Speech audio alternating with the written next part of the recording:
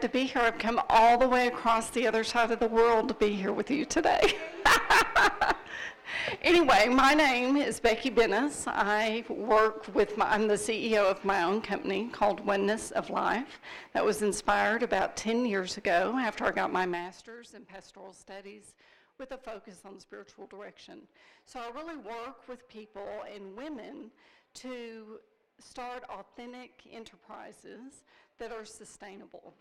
And my experience with that is since I was my daughter's age, 14, probably I started sooner at 12, I've always been an entrepreneur. I've always started businesses. I've always loved the freedom of being my own boss. I've had several different businesses throughout my long life. And what I've learned over all of these years is the earlier ones I had as a child, I was a lot happier. And then when I got in my 20s, I've always been in sales, so I worked for a perfume company, and I started my own perfume company. And I did really well with that, but I was allergic to fragrance, so that wasn't sustainable, but it was lucrative. So I was chasing the money. And then the next thing I did after my degree in business and management, I went and worked for corporate America. That was too restrictive for me. I experienced a lot of sexism, and because I was very cute and I was 22, fresh out of college, they always thought, well, you can't be smart. So what did you do to really get this position? So what position were you in to get this position? So anyway, that didn't work for me. So in that corporate arena, I lost like 30 pounds. And I originated at 150 pounds. So when I left that job, I weighed 120 pounds. I looked like a skeleton. I was very stressed out. It was not sustainable. It was literally killing me to be in that environment. So I moved from that environment and started a cosmetic company. I was a Mary Kay sales director. And that took me very far. I won a car. I was very happy, but I was pretending to be someone else. I had a mentor that was a little Barbie doll, and I tried to be just like her. And even though I won my car and I trained hundreds of women in this business, I was very successful in the business, it was not sustainable because I was not being my authentic self. So after I would call a nervous breakdown from that business, I quit. I was living a lie.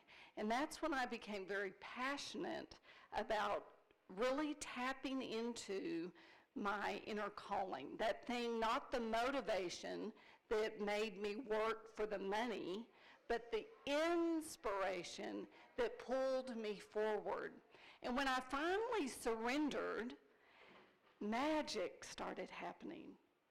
And I knew that I was following that inner thread. I started meditating at 25 on a regular basis. I started really cleaning house of limiting beliefs and ideas. Then my life just unfolded. I was presented by the Catholic diocese to get my master's in pastoral studies.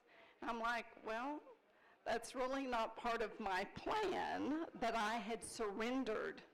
And that opened the door to a 4-year program where I really got in touch with world religions. And that led into the next venture of really working. It was right after 9/11, after I graduated in 9/11 when the World Trade Centers came down, and I started an initiative to promote peace through understanding, education, and building relationships. So from that inspiration, I started working because I needed to generate income. I started my Oneness of Life business where I did spiritual retreats and workshops. But my passion is business, marketing, and helping people to tap into that inner knowingness that pulls you forward into the perfect business for you. So what happens to me is when I work with organizations, I almost download these unbelievable visions of what's possible for them. And I used to just throw up on people, and I would just say, oh, this is just coming down, and I would just tell them everything they had to do, but my visions were so big for them, they couldn't catch the vision. So what I've had to do is tone it back into a systematic program so that they can take step-by-step initiatives that anyone can tap into that inner knowingness. Now, a lot of things that you have to know when you're starting a startup project or business, you have to be very clear there's an inner path, and from that inner path, it leads to an outer path, okay? So there's basically 6 steps, and we're going to start with number 1, and it always starts with spirit. So spirit, or your higher purpose, or your why, previous to this, I always made a decision and took action. And a lot of people train people to set a goal, make an intention, and take action. And I found that that is not sustainable. You have to have an inner purpose. So in alignment with spirit, you have to have an inner, what is my big why? Why am I here? What am I doing here? So we all know within ourselves what that is, right? Once we start talking about it and we dream again and we allow ourselves to expand what is the desire of our heart, then you're going to tap into your inner why. The next inner process that has to happen is from this purpose, you have to have a very clear mindset, which says, I am. And when I got this, I wrote this book called, Oh My God, God the Great Chocolatier. And it talks about the essence of who we are. It's not human doings, but human beings. And so this I am is one of the most powerful words you can use. Whatever you put after the word I am is what you make manifest in your life. So if you're saying I am stupid, you're not going to go very far.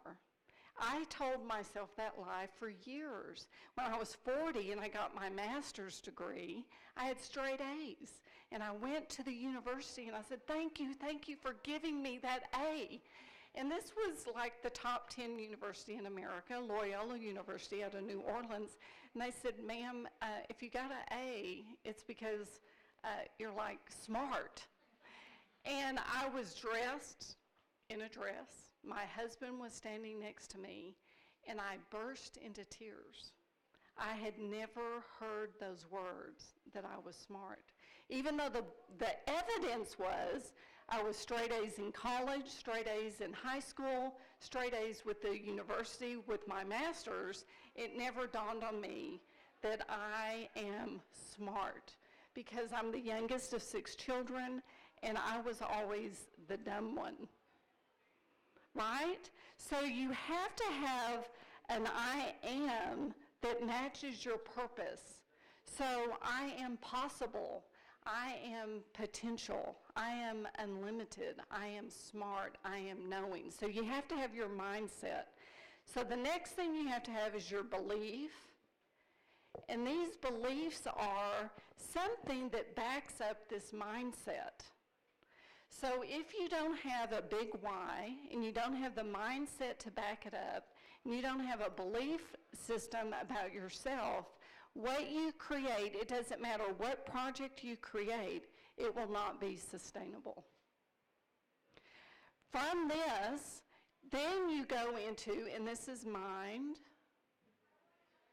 this is belief, and then we're going to go into the outer things that you need that are practical. So right now we're doing the inner work, And then you do the practical work, and I'll give you the 6 steps that you need to really start your business or your project, whatever that might be.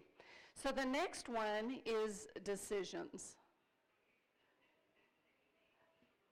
Okay, so from your purpose, mindset, and belief, you have to make a decision, and that means, like they mentioned in the last session, am I going to step into my power?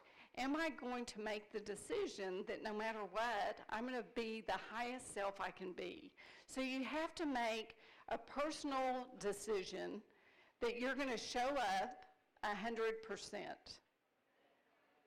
100% of your potential.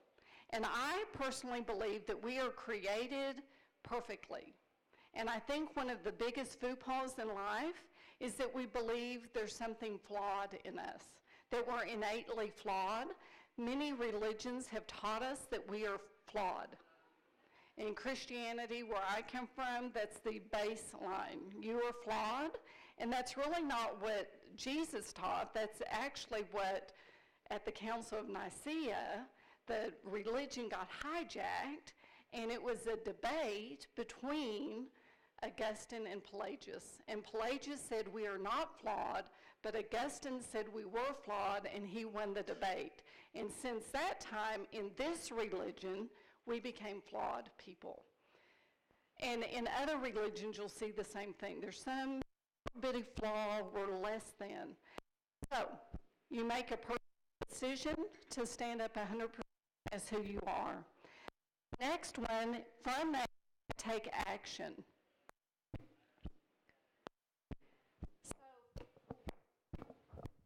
And the interaction is you have to commit to reprogramming your mindset and your belief and to focus on your why. So one action step that helps me do this is meditation. I practice and teach mindfulness and other types of mindful practices that help you to tap into the action that you're going to take every day.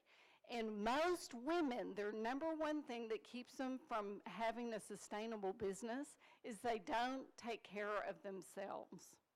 So if you're going to show up 100%, the interaction you must take every single day is exquisite personal care. That's meditation, exercise. You have to eat well. You have to sleep well. You've all heard about in the plane, if it's going down, put the oxygen on yourself and then your children. It is imperative to have a sustainable business. Now, the neat thing about this is when you spend time in meditation and you exercise and you do the things that you love, you expand your time. So when you tithe your time, when you spend your time on yourself, you expand your energy. So it's imperative at this inner point is that you take certain action steps. So you can figure out what works for you and what doesn't, but I've made this decision that every morning